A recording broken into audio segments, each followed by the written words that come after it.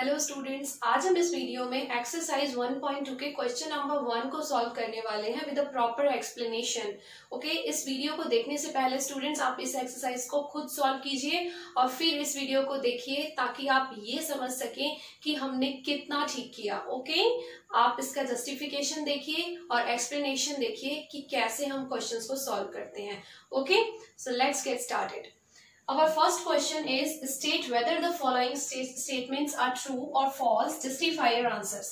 हमें क्या करना है इस क्वेश्चन में, हमें ट्रू और फॉल्स बताना है। हमारे पास 3 स्टेटमेंट्स हैं, इन्हें पढ़कर हमें ट्रू और फॉल्स बताना है और उसके बाद फिर हमें अपने आंसर के लिए जस्टिफिकेशन भी देना है why you are saying true और फॉल्स। ओके, और first part is every irrational number is a real number. Is it true students कि सारे के सारे इररेशनल नंबर्स जो होते हैं वो रियल नंबर्स होते हैं? हमने अपनी प्रीवियस वीडियोस में रियल नंबर्स क्या होते हैं, इररेशनल नंबर्स क्या होते हैं, इन्हें बहुत अच्छे से समझा था। एक्चुअली रियल नंबर्स क्या है स्टूडेंट्स? रियल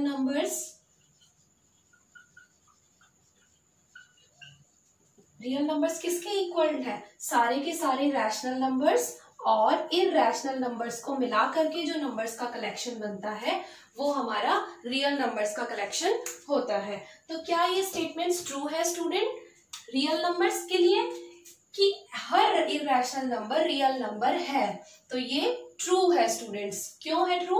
हम यहाँ लिखेंगे यस।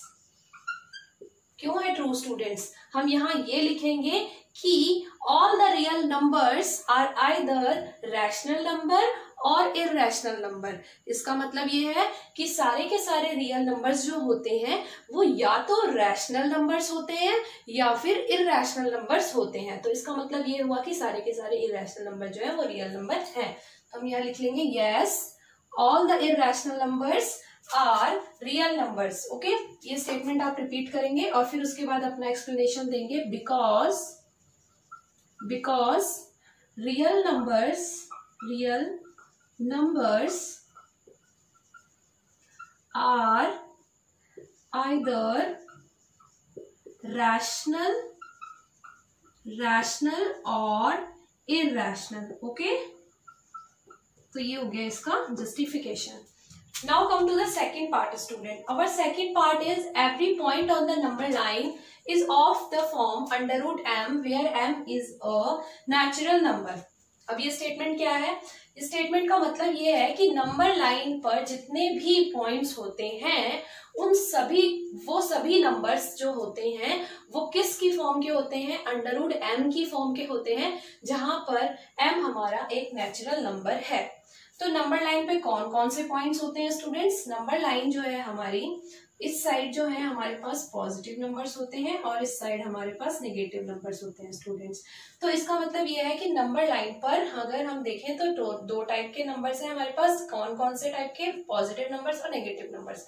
लेकिन इस क्वेश्चन में ये बोल रहा है कि जितने भी नंबर्स हैं वो सब के सब किस फॉर्म के हैं? अंडर रूट एम की फॉर्म के हैं, जहां पर एम एक नेचुरल नंबर है।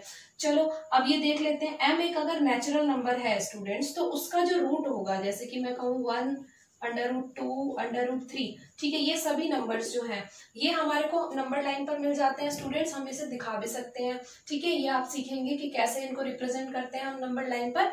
तो ये जो नंबर है हमारे पास पॉइंट्स हैं, इनमें हम क्या कर सकते हैं? इनको तो दिखा सकते हैं क्योंकि यहाँ पर हमारे पास m एक नेचुरल नंबर है। लेकिन इस केस में जहां पर नंबर लाइन पर नेगेटिव नंबर्स भी लाई करते हैं तो हर पॉइंट तो इस फॉर्म का नहीं बन पाएगा ना स्टूडेंट्स, क्योंकि अगर हम नेगेटिव नंबर्स को रिप्रेजेंट करना चाहें अंडर रूट एम की फॉर्म में स्टूडेंट्स, तो नेगेटिव नंबर जब हम यहाँ पर ले लेंगे, -2 ले लेंगे, -3 ले लेंगे, -1 ले लेंगे, तो इन नंबर से क्या होता है स्टूडेंट्स? ये नंबर जो होते हैं negative number under the root, ये नंबर जो होते हैं ये कॉम्प्लेक्स नंबर होते हैं students.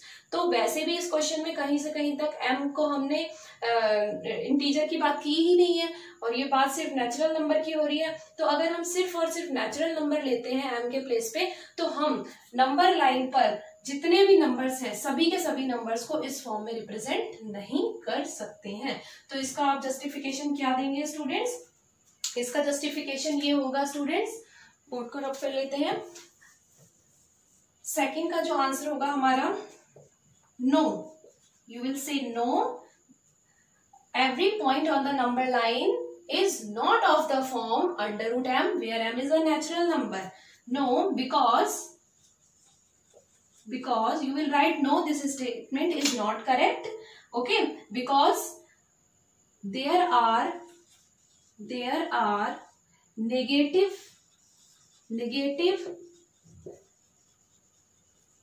numbers on the number line which are not of the form under root m. Okay, where m is a natural number. Now come to the third part, students. Every real number is an irrational number. Is it true, students? This is statement. Every real number is an irrational number. क्या सारे के सारे real numbers irrational numbers हैं? अभी मैंने आपको explain किया था कि real number are either rational और इररेशनल. तो कैसे हम कह सकते हैं कि सारे के सारे irrational नंबर ही रियल नंबर है? क्योंकि रैशनल नंबर्स भी तो हैं जो कि रियल है. तो हमारा स्टेटमेंट यहाँ पर क्या हो जाएगा? ये फॉल्स हो जाएगा. और इसके लिए हम क्या जस्टिफिकेशन देंगे स्टूडेंट्स? क्या होगा? No, this statement is false. No, every real number is not an irrational number. तो हम यहां बोलेंगे because rational numbers and irrational numbers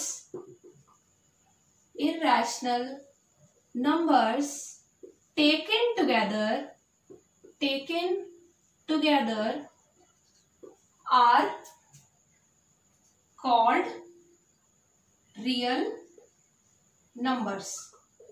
Okay students, क्योंकि जब सारे के सारे रियल रैशनल नंबर्स और इररेशनल नंबर्स मिलते हैं तब हम उनको बोलते हैं रियल नंबर्स. ओके, सिर्फ और सिर्फ रैशनल नंबर्स को हम रियल नंबर्स नहीं बोल सकते.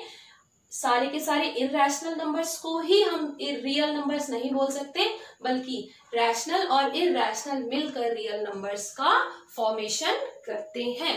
आई होप स्टूडेंट्स आपको क्वेश्चन नंबर 1 के सारे स्टेटमेंट्स के जस्टिफिकेशन समझ में आए होंगे. स्टूडेंट्स, मिलते हैं अगली वीडियो में. Till then take care of yourself. Thank you.